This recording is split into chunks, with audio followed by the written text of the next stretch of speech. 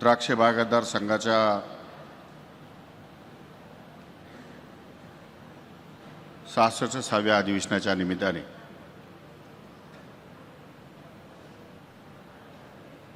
सातत्याने आणि आज सुद्धा आपल्या सर्वांना संबोधित करण्यासाठी देशाचे माजी कृषी मंत्री, शेतकऱ्यांचे पंचप्राण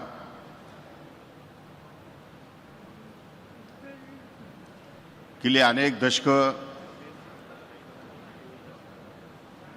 ज्या शेतीवरती त्यांचा परिपूर्ण असा अभ्यास आहे,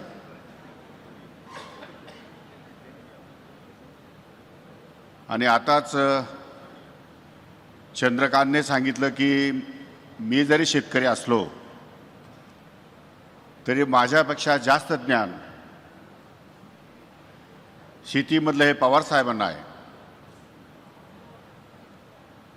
त्यामुळे आजचे प्रमुख अतिथी पद्मविभूषण आणि या भारताचे शेतकऱ्यांचे कैवारी माननीय श्री शरदचंद्रजी पवार साहेब, माझे मित्र आणि विधान परिषदेचे नवनिर्वाचित सदस्य सन्माननीय सुनील कर्जतकरजी, माझे दुसरे मित्र येवल्याचे माजी आमदार माननीय कल्याणरावजी पाटील, सह्याद्री ॲग्रो प्रोड्युसिंग कंपनीचे कार्यकारी संचालक चेअरमन माझे मित्र विलास शिंदे, ज्यांच्या नेतृत्वाखाली हे अधिवेशन गेले 2-4 दिवस, अजून 2-4 दिवस पुढे चालणार आहे, सुरू राहणार आहे. द्राक्ष बागायतदार संघाचे महाराष्ट्राचे अध्यक्ष सन्माननीय कैलासराव भोसले, त्याचप्रमाणे देशाचे अध्यक्ष सोपनरावजी कांचन, सन्माननीय कोपरे साहेब, सन्माननीय मारुतीराव चव्हाण,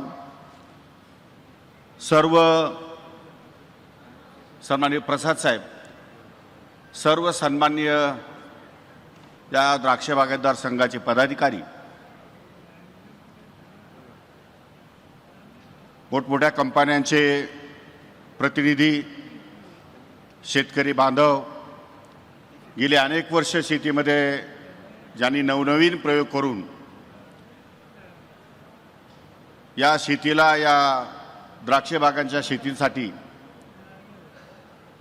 एक उच्चांक गाठण्याचा प्रयत्न ज्यांनी केला, ते सर्व सन्माननीय आमचे शेतकरी बांधव आणि माझ्या सहकारी मित्रांनो, राज्याचा कृषी मंत्री म्हणून मला या ठिकाणी बहुमान मिळाला. लोकनेते आदरणीय अजितदादा पवार हे आज आपल्यामध्ये नाही आहेत, परंतु मंत्रिमंडळाची शपथ घेताना मला कल्पनाही नव्हती की कृषी विभागाचा कार्यभार ते माझ्याकडे सोपतील. त्यांनी त्यांच्या हयातीमध्ये कधी मी तुला मंत्री केलेलं अशी जाणीव मला कधी करून दिली नाही, पण ही जाणीव मात्र मला त्यांनी नेहमी करून दिली की तुम्ही कृषी विभागाचे मंत्री आहात. ज्या क्षेत्रामधून आपण पुढे आलेलो आहोत, ज्या क्षेत्रामध्ये आपला वर्चस्व आहे, त्या क्षेत्राच्या लोकांची प्रामुख्याने काळजी घ्या. त्यांच्यासाठी तुम्हाला ज्या ज्या योजना राबवता येतील त्या त्या योजना राबवा. दादांचा फार मोठा कटाक्ष या शेतकऱ्यांच्या संदर्भामध्ये सातत्याने या ठिकाणी होता. जेव्हा जेव्हा कैलासराव द्राक्ष बागायतदार संघाच्या अडीअडचणी घेऊन माझ्याकडे यायचे आणि मी दादांकडे मीटिंग लावायचो, तेव्हा तेव्हा त्यांनी अत्यंत सकारात्मक दृष्टिकोन डोळ्यासमोर ठेवून या महाराष्ट्रातील तमाम शेतकऱ्यांना न्याय देण्याचा प्रयत्न केला आहे. एवढंच नव्हे तर मी कृषी मंत्री झाल्यानंतर अनेक ड्रास्टिक निर्णय मला या ठिकाणी घ्यावे लागले. महाराष्ट्रात मी पहिला कृषी मंत्री असेल की 6 महिन्यामध्ये 55 GR मी या ठिकाणी शेतकऱ्यांच्या सोयीचे काढले. स्पोर्ट्स विभागामध्ये गेलो, तिथे तेच केलं. जो जो विभाग मला हाताळायला देतील त्या विभागामध्ये प्रामाणिकपणे काम करण्याचा मी प्रयत्न केला. शेतकऱ्यांसाठी ज्या ज्या ठिकाणी मी गेलो त्या त्या ठिकाणी त्यांना ताबडतोब लगेच अनुदानाच्या स्वरूपामध्ये त्या योजना सुरू केल्या, लागू केल्या. काही अद्याप मी घेतलेले निर्णय GRच्या माध्यमातून पब्लिश होऊ शकले नाही. कैलासराव म्हटले ती गोष्ट खरी आहे की राज्य सरकारने निधी अभावी ते या ठिकाणी अजून पब्लिश केलेलं नाही. परंतु प्रत्येक गावामध्ये ग्रामपंचायतीच्या वर हवामान केंद्र या ठिकाणी असावं असा निर्णय माझ्याच काळात झालेला आहे. तो निर्णय पण मंजूर झालेला आहे. क्रॉप कव्हरचा निर्णय पण मीच घेतलेला आहे. एवढंच नव्हे, मी एकदा सोलापूरला या ठिकाणी कार्यक्रमासाठी गेलो होतो आणि तिथल्या आंब्याच्या बागेमध्ये काही लोकांनी त्या आंब्याला कव्हर लावलेली होती. मी त्यांना असं विचारलं की हे कव्हर तुम्ही का लावतात? त्यांनी सांगितलं की जी माशी आहे, फळमाशी, ती माशी जर त्या फळावर बसली तर ते फळ ताबडतोब सडतं, त्यात काम निकामी होतं, त्याला मार्केटमध्ये भाव मिळत नाही. त्यामुळे आम्हाला नाईलाजानं ती कव्हर बसवावं लागतं. शिवाय त्याची क्वालिटी मेंटेन राहते आणि त्यामुळे आम्ही शेतकरी ते कव्हर बसून पेरू असेल, आंबा असेल किंवा वेगवेगळ्या प्रकारचे जे फळबागा असतील डाळिंबासह, तर त्या वेगवेगळ्या प्रकारच्या फळांसाठी तिथे उभं राहून मी सेक्रेटरीला फोन केला की 28,000 रुपये खर्च याचा होतो, याला तात्काळ अनुदान सुरू करा. शेतकऱ्यांना किमान 70% अनुदान शेतकऱ्यांना मिळालं पाहिजे. त्यांनी त्या संदर्भात लगेच माझी ती गोष्ट मान्य केली आणि लगेच GR या ठिकाणी तो निघाला की नाही मला माहीत नाही अजून. परंतु शेतकऱ्याच्या बांधावर जाऊन तिथले प्रश्न या ठिकाणी समजून घेऊन आणि तात्काळ निर्णय देण्याची माझी भूमिका त्यावेळेस मी कायम ठेवलेली होती. खरं म्हणजे आदरणीय पवार साहेबांना मी स्मरून सांगतो की या देशामधल्या शेतकऱ्यांना जोपर्यंत सरकार सर्व गोष्टी मुबलक व्यापक स्वरूपामध्ये अनुदानाच्या रूपामध्ये देत नाही तोपर्यंत शेतकरी जमिनीवरून मोठा होऊ शकत नाही. कशा करता कर्ज काढावं शेतकऱ्यांनी? का कर्ज काढावं? का कर्जाची व्याज भरावी शेतकऱ्यांनी? 10% 5% अमाऊंट त्याची ठीक आहे कॉन्ट्रीब्युशन, कारण त्याला फुकट काही मिळालं तर त्याला जाणीव राहणार नाही, म्हणून 10% अमाऊंट त्याची राहू द्या. त्याला जे घ्यायचं असेल ते क्रॉप कव्हर घ्यायचे 5 लाख लागतील तर 50,000 रुपये तो बरे 4.5 लाख गव्हर्नमेंटने दिले पाहिजे. ट्रॅक्टर घ्यायचा आहे 10 लाख लागत असतील 1 लाख तो भरेल 9 लाख गव्हर्नमेंटने दिले पाहिजे. शेतीची सगळी अवजारं, शेतीचं सगळं कर्ज, हा लग्न मंगल कार्यालय घर बांधण्यासाठी किंवा याच्यासाठी जे काही कर्ज घेतलेलं आहे त्याला सरकार जबाबदार राहणार नाही. परंतु सरकारने या सगळ्या सुविधा शेतकऱ्यांना द्याव्या. याचं कारण असं आहे की या देशामधला 55 ते 60% वर्ग हा शेतीवर अवलंबून आहे. 60% लोक लक्षात ठेवा तुम्ही. आणि या 60% लोकांसाठी आपण काय करतो? 60% लोकांसाठी सरकार पाहिजे तेवढं करत नाही, कारण शेतकरी स्वतः या ठिकाणी कष्ट करतो, स्वतः डोकं लावतो, स्वतः काम करतो, स्वतः उत्पादन करतो आणि स्वतः कशीबसी या ठिकाणी जीवन जगतो. आणि त्यामुळे शेतीमधून लोक बाहेर पडण्याचा विचार करतात. शेतीमध्ये लोक कसे येतील, शेतीमध्ये कसे रमतील आणि शेती किफायत कशी होईल हा विचार शासनाने करणं जास्त आवश्यक आहे. तो केंद्र सरकारचा असू दे किंवा राज्य सरकारचा असू दे. मला एक समजत नाही, समृद्धी हायवे केला नागपूर मुंबई, किती पैसे खर्च केले राज्य शासनाने? 75,000 कोटी रुपये खर्च केले. शक्तीपीठ महामार्गाची या ठिकाणी घोषणा केली, किती पैसे केले राज्य सरकारने? 1 लाख कोटी रुपयाची घोषणा केली. शेतकऱ्यांसाठी काय 5,000 कोटी रुपये देऊ शकत नाही तुम्ही शेतकऱ्यांना? मग सरकार आहे की काय?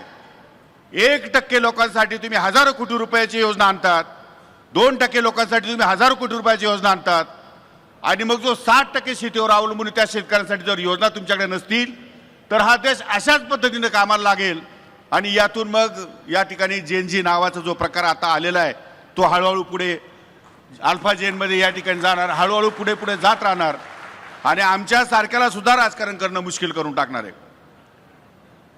त्यामुळे शेतकऱ्यांना सुविधा मिळाल्याच पाहिजे.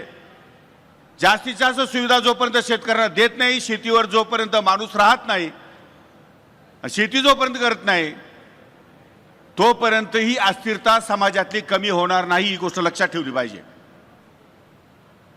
परवा पवार साहेबांनी त्यांच्या नातीच्या लग्नामध्ये आमच्या कोकणातला एक फणस उत्पादक शेतकरी त्यांची ओळख देशाच्या पंतप्रधानांबरोबर करून दिली. वास्तविक पंतप्रधान कशासाठी आले होते? सुप्रिया सुळेंच्या मुलीच्या लग्नात साठी आले होते. पण पवार साहेबांनी एवढ्या सगळ्या लोकांमध्ये त्या मुलाला घेरलं आणि त्याला बोलवलं आणि त्याला सांगितलं की तू आता प्राईम मिनिस्टर बरोबर बोल. म्हणजे एक फणस उत्पादक शेतकरी कशी किफायतदार शेती करू शकतो याचं उत्तम उदाहरण त्या शेतकऱ्या त्या मुलाने या ठिकाणी मला अनेक वेळा त्याचे बाय प्रॉडक्ट दाखवले. मला पण भेटलेला आहे तो साहेब, मी पण त्याच्या संपर्कात आहे. आणि मग प्रत्येक वेगवेगळ्या क्षेत्रामध्ये शेतीमध्ये काम करणारे मुलं जर या ठिकाणी अशा प्रकारे वेगवेगळे प्रयोग करत असतील आणि शेती किफायतशीर करत असतील तर त्यांच्या पाठीशी सरकार म्हणून खंबीरपणे उभं राहणं ही आमची सर्वांची जबाबदारी आहे. म्हणून साहेबांनी अख्खी आयुष्य या शेतकऱ्यांसाठी वेचलं, शेतीसाठी वेचलं, जे जे देता येईल ते देण्याचा प्रयत्न केला. परंतु अजून शेतकरी सक्षम झाला नाही. शेतकरी कधी सक्षम होईल? सर्व सुविधा, त्याला पाणी, त्याला औषधं, त्याला अवजारं, त्याला मशिनरी, त्याला लागणारे नवीन नवीन तंत्रज्ञान हे सगळं सरकारने उपलब्ध करून दिलं पाहिजे. सरकारने दिलं पाहिजे शेतकऱ्यांना.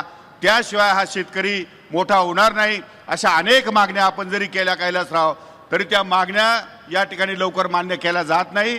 कारण शेतीचा जरी अभ्यास असला तरी सुद्धा सरकार शेतीकडे पाहण्याचा दृष्टिकोन सरकारचा पाहिजे तेवढा या ठिकाणी सकारात्मक दिसून येत नाही. आणि दुर्दैवानं मग आपल्याला असे मेळावे घ्यावे लागतात, दुर्दैवानं आपल्याला अशा प्रकारचे निवेदन द्यावे लागतात. परंतु तरीसुद्धा एवढ्या सगळ्या कठीण परिस्थितीमध्ये प्रयत्न करून आमचा शेतकरी बांधव फार मोठ्या हिमतीने ताकदीने कर्ज घेऊन का होत नाही परंतु शेती करतो आणि शेतीमध्ये या ठिकाणी चांगल्या प्रकारचे नवनवीन प्रयोग करून या ठिकाणी आंतरराज्यीय या ठिकाणी भागामध्ये जातो. ही एक चांगली गोष्ट आहे.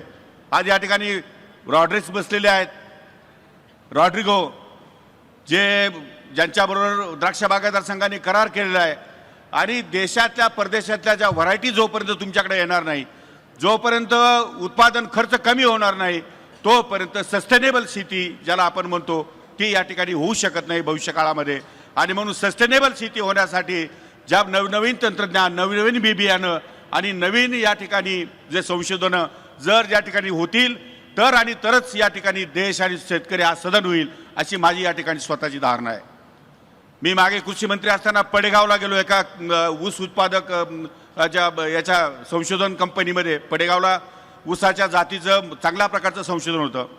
तिथे गेल्यावर त्यांनी सांगितलं की पवार साहेब फक्त इथं कृषी मंत्री आले देशाचे आणि त्याच्यानंतर तुम्ही एक दुसरे आले, बाकी यानंतर देशाच्या राज्याच्या कृषी मंत्र्याला किंवा देशाच्या कृषी मंत्र्याला कोणालाही या पडेगावच्या केंद्राकडे येण्याची इच्छा झाली नाही. तिथली ती परिस्थिती, तिथली हालाकी, ती सगळं बघितल्यानंतर ताबडतोब त्यांना 50 कोटी रुपये मंजूर केले आणि तिथल्या तिथे त्यांना सांगितलं की तुम्ही गो अहेड, चांगल्या चांगल्या व्हरायटीज निर्माण करा, ऊसामध्ये या ठिकाणी क्रांती करा आणि शेतकऱ्यांच्या पाठीशी खंबीरपणे उभे राहा. जोपर्यंत शासन तुमच्या पाठीशी खंबीरपणे उभं राहत नाही तोपर्यंत या सगळ्या गोष्टीला चालना मिळणार नाही. म्हणून भविष्य काळामध्ये शासनाच्या माध्यमातून जास्तीत जास्त सुविधा देण्याचं काम निश्चितपणे आपल्याला करावं लागेल. कैलासराव, आपण मांडलेल्या मागण्या मी या राज्याच्या मुख्यमंत्री माननीय देवेंद्रजी फडणवीस, उपमुख्यमंत्री सुनेत्राताई, उपमुख्यमंत्री एकनाथ शिंदे आणि कृषी मंत्री दत्तात्रय मामा भरणे यांच्या कानावर निश्चितपणे टाकेल आणि त्यातून आपल्याला मदत करण्याचा प्रयत्न करेल. एवढंच या निमित्ताने सांगतो आणि थांबतो. जय हिंद, जय महाराष्ट्र.